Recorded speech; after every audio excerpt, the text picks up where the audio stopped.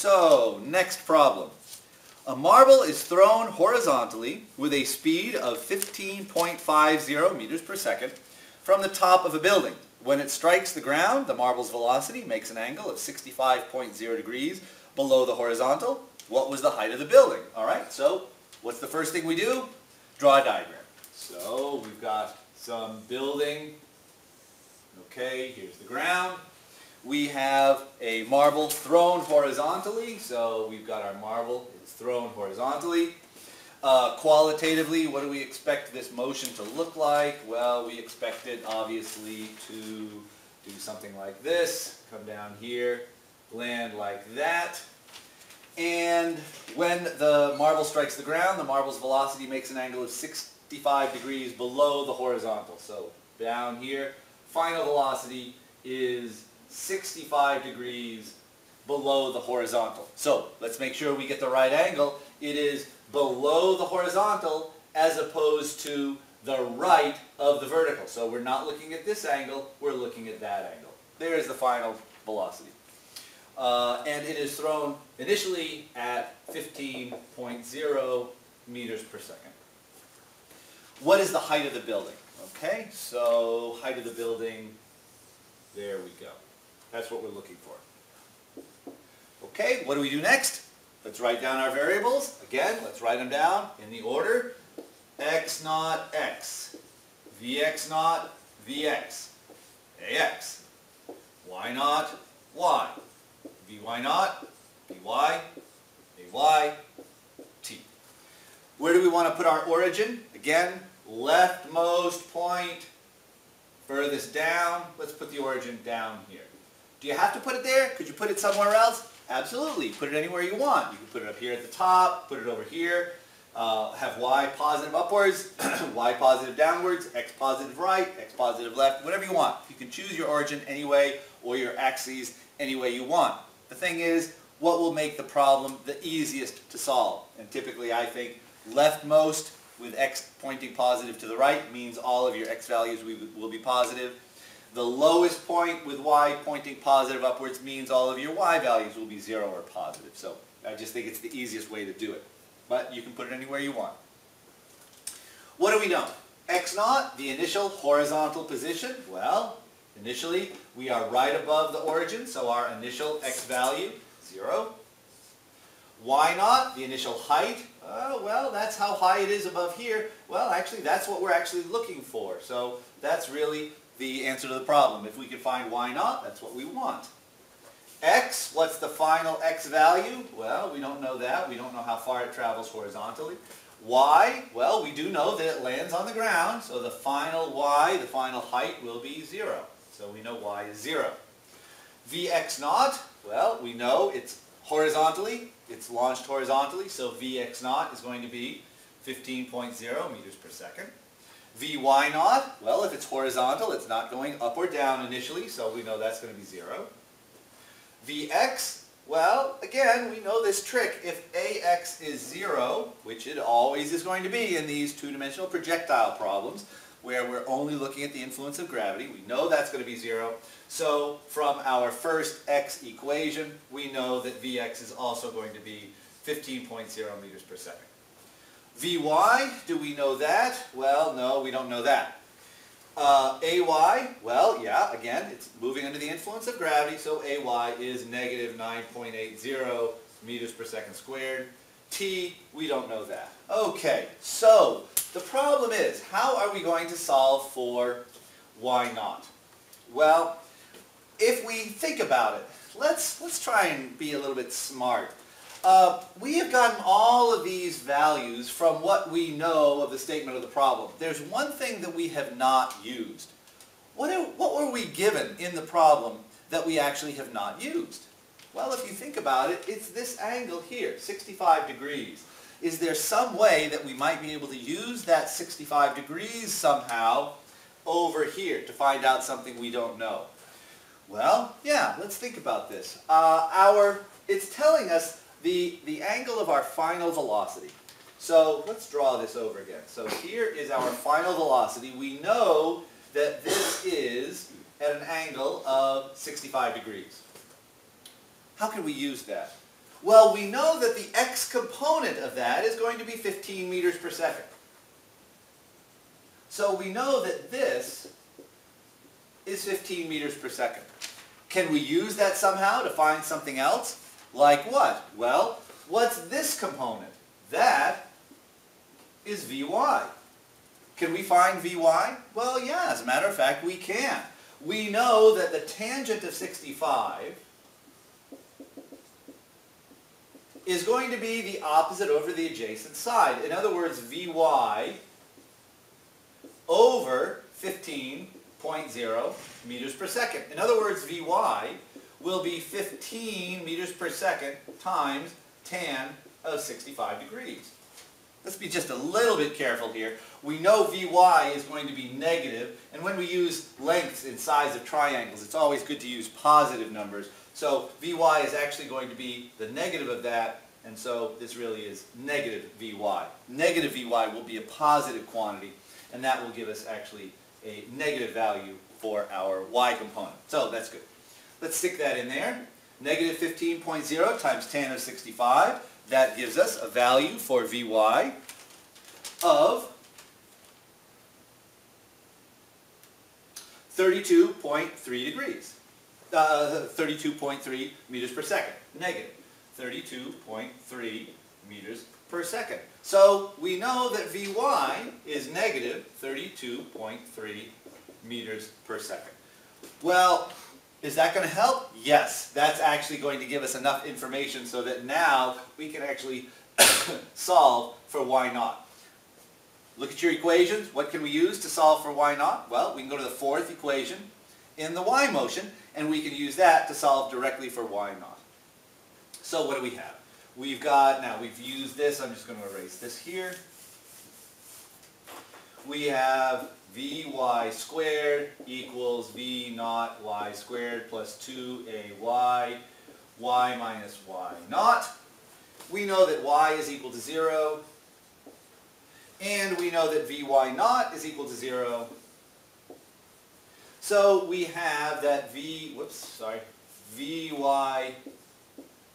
is equal to negative 2ay y naught, or y naught equals Vy squared over negative 2ay. And there we go. All we have to do is put our values in, and we've got y naught. So what do we have?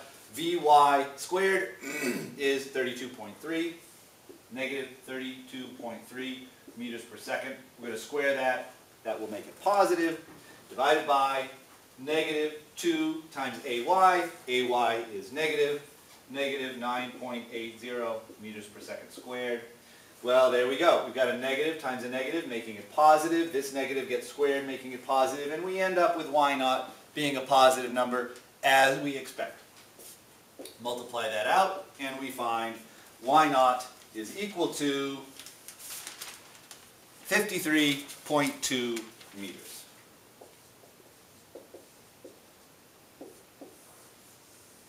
There we go. What was tricky about this one? Well, we were given some information in the problem that it's not the standard kind of information that we typically expect to get. We were given this final angle for our final velocity, and somehow we had to figure out how to use that. Well, if you get a problem like that, think about the kind of things that we typically know, and can you use that information to find some of that information that we need to use our kinematic equation. Sometimes it might not be so obvious, sometimes pretty straightforward, and you can get the right answer. All right, let's try one more.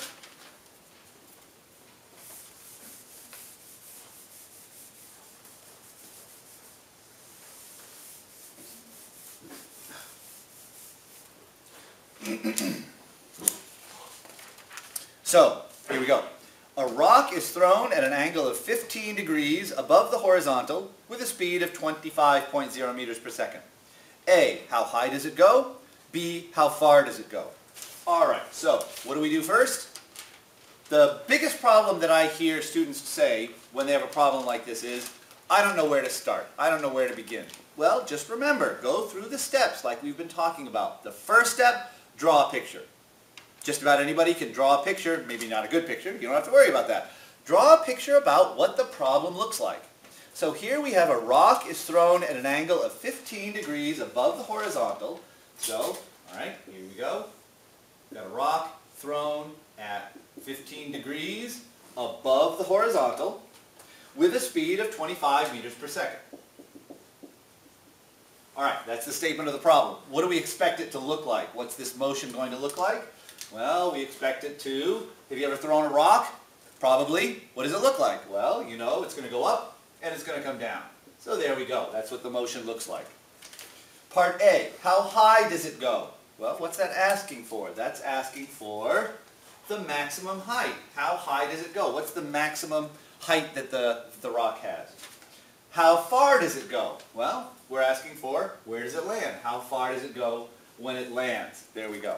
Now, this actually is kind of an interesting problem because Part A asks for this point, Part B asks about that point. These are different final points.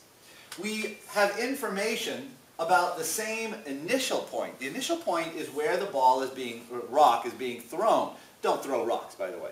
This is the initial point where the ball is being thrown. Part A asks for the final point here. So this is Part A, the final point. Part B is asking for how far it goes. This is the final point for Part B. So we've got different final points. We've got to be careful about the information that we put in our equations, the variables. They might not apply for both of them. So let's think about that. All right, so that's what we do. We draw a diagram. What's the next thing? Write down the variables. Let's write those down. Again, same order. X naught x, Vx naught Vx, Ax. Y naught y, Vy naught Vy, Ay, and then T. Okay, let's look at Part A. So Part A, we're going to assume this is our final point. So what do we know? Well, let's choose our origin. Leftmost point, lowest point, so there's our coordinate system. We'll put it at the initial position of the ball. On the ground, right positive, upward positive.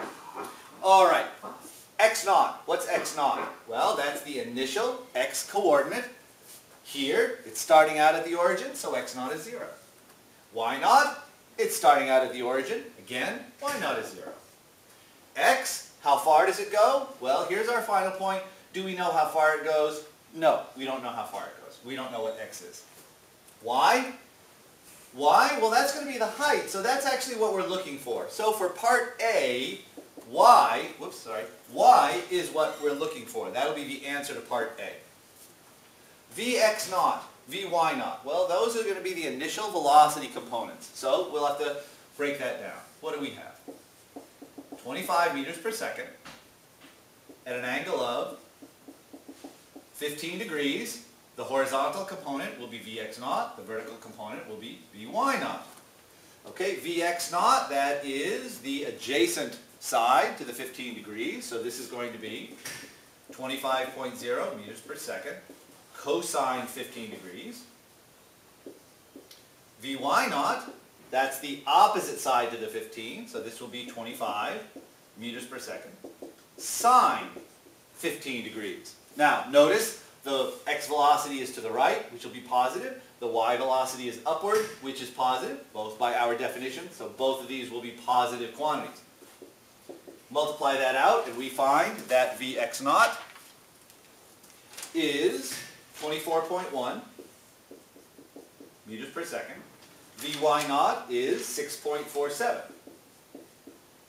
meters per second. So there we go. There are the initial velocity components. So we've got the Vx naught is 24.1 meters per second. Vy naught 6.47 meters per second.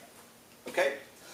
Vx, you got to be able to tell us what Vx is right now. What is it? 24.1 meters per second. Right, because we know that Ax will be 0. Vy, what is Vy? This is a very interesting part of this problem. This is like the tricky part of this problem. What is the final y component of the velocity? Well, what describes the highest point in the motion? The highest point in the motion is where the ball stops going up and starts going down. So the highest point is where the rock, or whatever, is actually moving horizontally. If it actually had a component that was positive, it would still get higher, and therefore that wouldn't be the highest point. If it was coming down with a negative y component, it must have come from a higher point, and therefore again that wouldn't be the highest point. So what describes the highest point in the motion is where its velocity is horizontal. In other words, where Vy is 0. So this is the important part of this problem. We are not told that Vy is 0, but we can figure that out, knowing that we are looking for the highest point in the motion. That has to be where Vy is 0. Okay, very, very important point there. We would not be able to solve the problem without that bit of information. Ay, again, due to gravity, negative 9.80 meters per second squared. We define upwards as positive. Gravity, the acceleration due to gravity is downward, which is therefore negative because we defined upwards as positive, so negative. T, don't know that. All right, good. What are we looking for? We're looking for y. We can get rid of this now. What can we do to solve for y? Well, we can go right to the fourth equation in the y motion. Look through them all if you're confused about that. Find out, is there any equation that you can use to solve for what you want and know everything else? Well, it turns out it'll be the fourth equation. We can go directly and solve for y. We don't need to solve for t or anything like that. We can directly solve for y. What do we have? Vy squared equals v naught y squared plus 2ay, y minus y naught. What do we know? Y naught is 0. Vy naught and Vy is 0. So what do we have? We've got 0 equals Vy naught 6.47 meters per second squared plus 2 times Ay. Ay is negative 9.80 meters per second squared times y. There we go. Now we want to solve for y. So this is negative. Let's bring this over here. Divide by 2 times 9.8 and we'll have y equals 6.47 meters per second squared divided by 2 times 9.80 meters per second squared. Multiply that out and we find that y is equal to 2.14 meters. There we go. Does that seem like a reasonable result? Yeah, you're throwing it at a fairly low angle. It's going to go 2.4 meters above where it was thrown. Say if it was thrown at ground level, it gets 2.14 meters off the ground. So that seems reasonable. All right, very good. Now let's try to solve part B. How far does it go? Well, let's come back here. How much of this information, how many of these variables can we still keep for part B? How many of them still apply? Well, any of the initial conditions are still going to be the same. We still have the same initial point. The acceleration, we know that's constant, so those are going to be the same. And if we had the time, well, the time would be different, but we never calculated the time, so we don't know about that. Now, what about the final positions? X. Do we know X? Well, that's going to be how far it goes. That's actually what we want for part B. So we're looking for X. Y? What's Y for part B? Well, we know it comes back down to the ground. So Y is not what we're looking for, but we do know that for part B, Y is 0.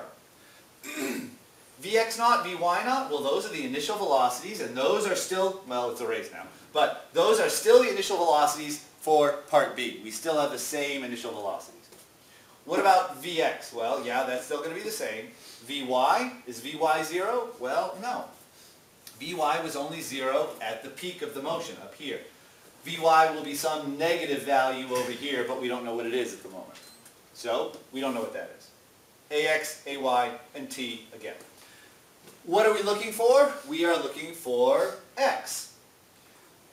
Again, look at the equations. Is there an equation that we can use to solve for x? Well, we're back to an old problem like we've had before. What we need to do is solve for t and then use t to solve for x. So let's look at our y motion. Is there an equation that we can use in the y motion to solve for t? Well, we could use the third equation here. We know everything in there, and we could use that to solve for t. So let's go ahead and do that.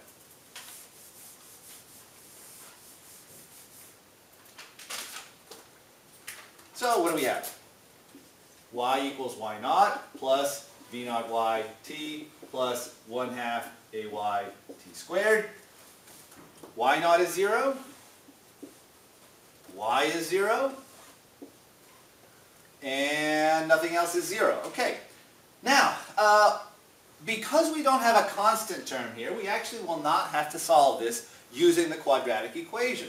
We've got v naught y times t and then 1/2 ay t squared. We can actually factor off a t. So we've got 0 equals t times v naught y plus 1/2 ay times t. Factoring out 1t here and 1t here.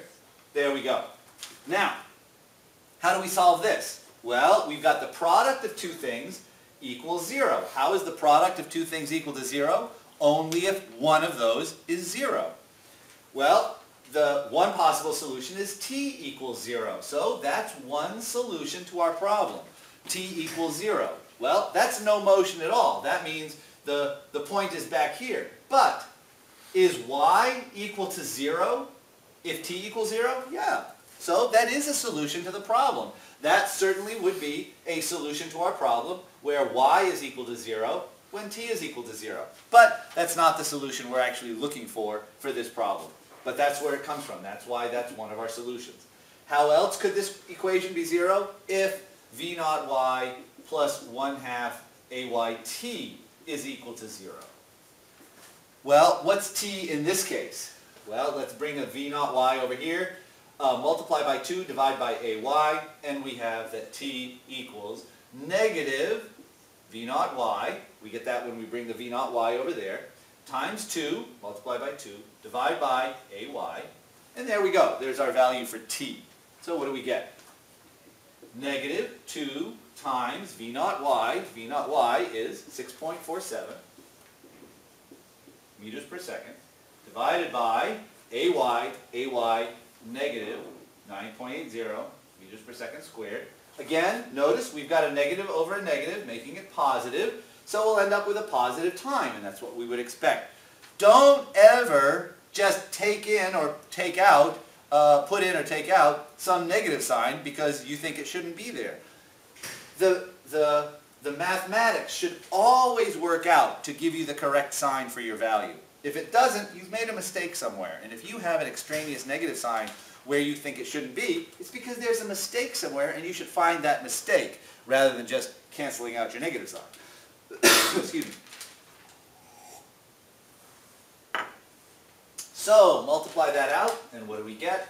We get a time of t equals 1.32 seconds. So, t is 1.32 seconds. Now we can use that with our x motion and solve for x. Okay, so we've used that. I'm going to get rid of this now.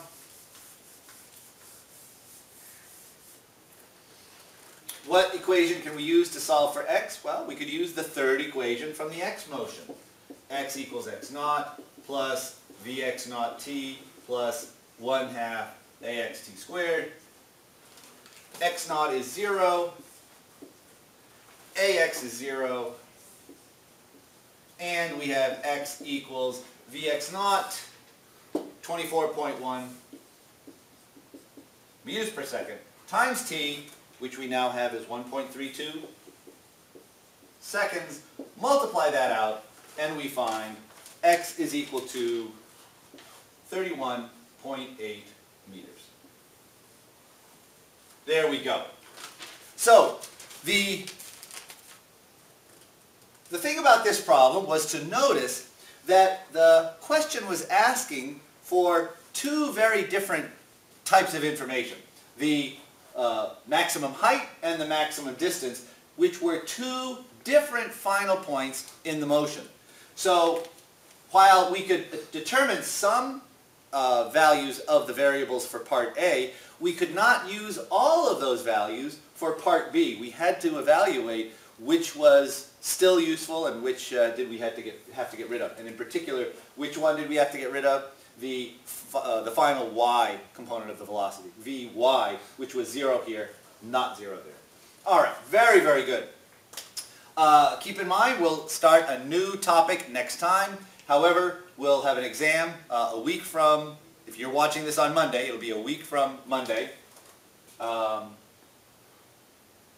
Tuesday, wait, sorry, that's not the right day.